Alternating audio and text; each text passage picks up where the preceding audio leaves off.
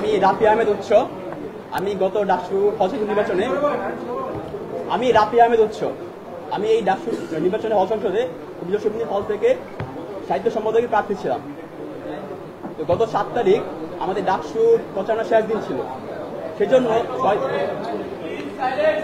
সেই কারণে 6 তারিখ রাতে আমি গাউসুল মার্কেটে যাই আমার কিছু হচ্ছে আপনার বুকমার্ক এবং লিফলেট ছাপানোর জন্য।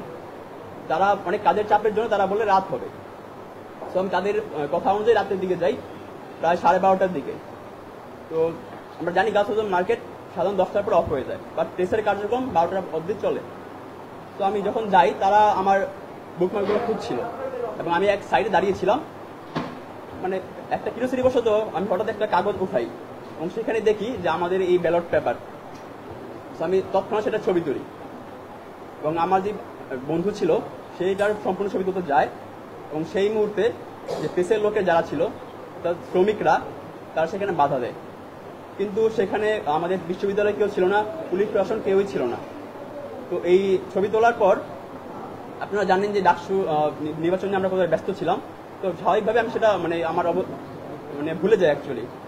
এবং এরপর আমার সেটা মাথায় আসে 9 তারিখ নির্বাচনের দিন এবং তাৎক্ষণিকভাবে সেটা আমি আমার ভিপি, আমার জিএস এবং হচ্ছে যারা নেতারা তাদেরকে জানাই আমরা। তারা বাকিটা হচ্ছে পর্যালোচনা করেন এবং তারা হচ্ছে আপনাদের সামনে তুলে ধরেন।